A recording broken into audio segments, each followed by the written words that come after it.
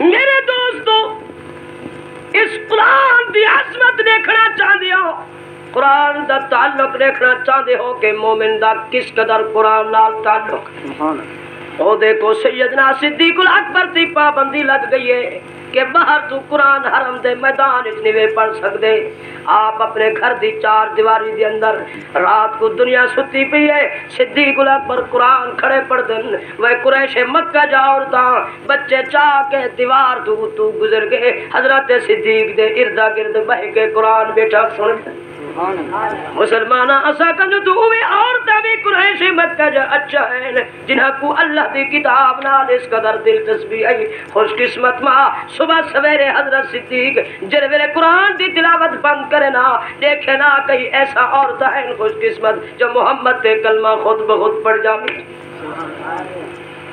ادا بیٹا لا الہ الا اللہ، لا الہ الا اللہ، حسبی ربی جل اللہ، ما فی قلبی غیر اللہ، نور محمد صلی اللہ، لا الہ الا اللہ، لا الہ الا اللہ۔